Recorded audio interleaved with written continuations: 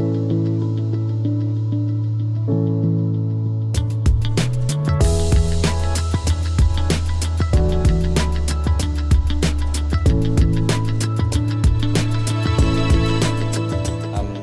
I've been asked to give a presentation on the process of buying a motorhome from a dealer's perspective, and also advice for first-time buyers. So I'll just give you a bit of history first of all on Travelworld, our dealership.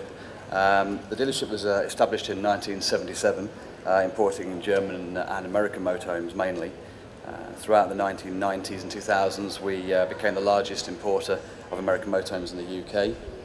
Since 2008 we've changed our focus, and so mainly now we sell continental and British brands. Within our business there are 3 generations of one family. This is an image of some of the animals that we used to bring in. So this is a Newell coach. These are the current brands that we are dealers for. Chausson is an entry-level French brand, Auto Trail is one of the main UK brands, and then Heimer and Niesmann and Bischoff, which are both German brands. Heimer obviously very well known. Advice on where to start when first looking into the industry. The industry is vast, so it's key to familiarise yourself with it. One of the a good place to start is the NCC, which is the National Caravan Council. This is the trade body that represents our industry. They have a very large website with oodles of information, so it's worth starting there. They organise and promote 2 of the main exhibitions in our industry. Also industry magazines, which are still very strong in our industry. We've had some of the logos on there. Warners, who promote the Peterborough show where we're at, obviously their main magazines, 3Ms, Practical Motorhome. Websites is a very big part of our industry now. From a dealer's perspective, we get 75% of our inquiries through websites, and dealers are having to put more and more information on the websites, so they're not just stock listings. There is advice and news items on there, as well as with the manufacturer websites. Owners forums are very strong within the industry, so 2 examples of that are Motorhome Fun, Motorhome Facts. Exhibitions, obviously we're at Peterborough, the Warner Outdoor exhibitions are very good. There's a lot of dealers all in one place, and the big indoor shows. The main show in our industry is October in the NEC, and that's when all the manufacturers introduce their new models for the next season, so a good place to start. Also visiting dealers' showrooms, obviously, to touch and feel the product is very important. Research before buying. 5 points here probably that are the most important. Likely usage. Obviously you need to decide exactly how you plan on using the vehicle. Are you going to be using it weekends? Are you going to be using it mainly in the summer or mainly in the winter? Does it have to support a specific interest, like skiing for example, or motorsport? Suitability, which type and model that suits you. I think Dave really explained there the types of vehicles and the models. One of the things you do have to learn in this industry is the jargon, so all the names of the specific models and their classes. That's something to get your head around in the early stages. Deciding on whether you want to be buying new or pre-owned is obviously going to affect where you look and how you look for it. Being totally familiar with the running costs prior to purchase or prior to looking is a very good idea. Different vehicles do have different running costs, but obviously starting with insurance, storage if you need it, the servicing of a vehicle. Obviously with motorhomes, the habitation and the chassis both need servicing, so that's another thing to keep in mind. And driving licence requirements. This is a very important part of our industry now. Obviously, if you haven't had your license since '97, you've only got 3,500 kilograms maximum allowance. When you're 70 years old, you now automatically lose your 7,500 kilogram down to 3,500 kilogram unless you take a medical and reapply for it. So these are things to be aware of. Obviously, motorhomes in our industry come in lots of shapes, sizes and weights. I'll just showing you as an example. That's actually me in February. We took away, but a good sort of example of what I was just talking about. That's a large German A-class. me putting a snowboard in the garage, which in that garage space we fit, there was 3 of us that went away and we took all of our skiing gear for a week very comfortably. The first day we were on site, this is in Austria, was I think -18, so that vehicle survived very, very well, but others wouldn't. Our industry in the UK, the motor industry in the UK now has whole vehicle type approval for the first time. This came in last year. And that basically assures that the motorhomes that are registered have to meet a certain set of criteria. And this can only be beneficial for the consumer. NCC approved vehicles, as the governing body, the NCC have a stamp, a badge they give to a product which states that it meets the conformity for the UK. Whole vehicle type approval is a European standard. It doesn't include some of the UK construction and use regulations, and that's what the NCC mops up, if you like, with the approved vehicle scheme they have. So that's worth looking for when choosing a vehicle. Points I've just made on here, which I think again are important: understanding gross vehicle weights, chassis.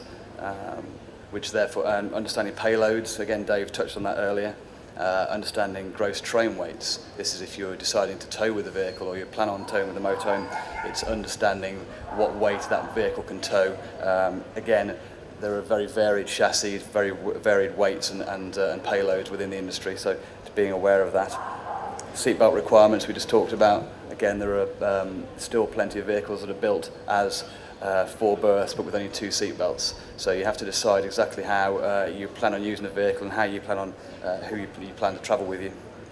Warranties, again being aware whether it's pre-owned or new, these can vary dramatically, so it's being aware or asking the question as to what they cover and for how long. NCC approved dealership scheme.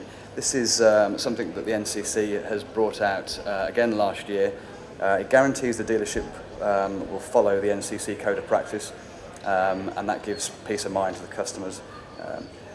The reason I mentioned that at the end of those points is that we're an NCC approved dealership, and that there is a responsibility given to the NCC approved dealer to, when a customer is looking, particularly for the first time, to explain those points to them when they're looking at vehicles. That's all part of the scheme.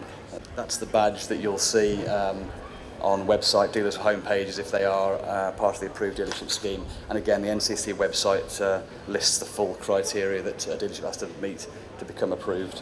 So, focusing the search, I think Dave mentioned a wish list. I would expect to split these in 2. So create your must-have list. So this is obviously something you can't negotiate on. The amount of berths you want, the size of the vehicle, the amount of seat belts, the price range, the weight. The second list is a wish list. So after you've been looking through different vehicles on the websites or different brochures, preferred options that you would like, such as an island bed, or you'd like to stick with a German brand, or automatic transmission, or garage storage, as Dave mentioned earlier. As a first-time buyer, use these to focus your search, but always keep an open mind. I think it's very easy to create a set of criteria looking through brochures or websites, but when you're actually physically standing in a vehicle, you may get a very different picture, so it's worth keeping an open mind at this stage. And just a point, the longer the list you make, the more difficult the motorhome will be to find. From a dealer's perspective, when people turn up with huge lists, it is very difficult to get everything in one, so it's being aware of that. Brand and model choice. Just to give you an idea, there's nearly as many motorhome brands in the world as there are car brands, so it really is a vast industry. Everyone has their favourite car brands. Obviously, we're all familiar with cars, so it becomes a lot more challenging to become familiar with motorhomes in the early stages. 4 of the most important points I think to consider when looking at a vehicle is design, build quality of the product, specification, and value for money.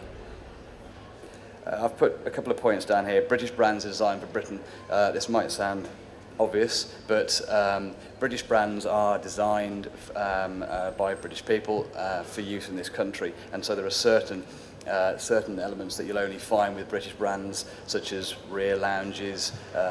Again, we don't spend as much time outside as maybe our European counterparts. Every British motorhome has an enormous size oven, whereas a continental motorhome often won't have an oven at all, or a very small oven. So there's these points of criteria that you'll see when you're looking around vehicles. Continental brands offer wider scope. I've put this because some of the continental brands are very, very large in size. They also export, unlike the British manufacturers, the European manufacturers export to many countries around Europe. So again, they have to please everybody. So that makes their model range bigger and bigger for floor plans and models, but it does give the consumer a bigger scope. Points to keep in mind: financial strength of the manufacturer. Obviously, we've gone through a heavy recession recently. This is something to, particularly if you're buying a new vehicle that has a 3-year warranty, you need to make sure that the manufacturer is still going to be there in 3 years' time. And the resale value, which again is a little bit along the same lines, and it's probably quite easy to see when you're looking at stock listings. You'll find that certain brands hold their money better than others. Just to recap as to the process: educate yourself before trying to buy.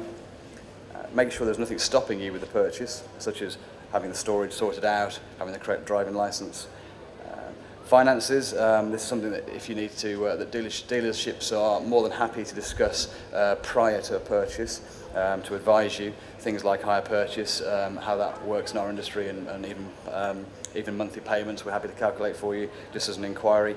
Part exchange values. If you're part exchanging a vehicle of sorts, then we can again offer you advice on that. Best time to do it, values. Meet with dealers and discuss your requirements, and most importantly, view the product.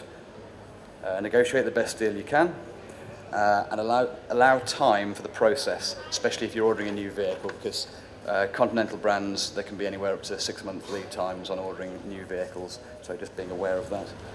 NCC approved dealership scheme. This is just to talk about the criteria that's involved with the scheme. All members need to treat consumers fairly.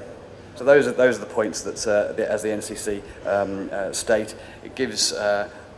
The whole point of the scheme is to give the consumer a peace of mind, and that's the important thing. We embraced it right from the early stages, and we think it's important. And that's it. Any questions?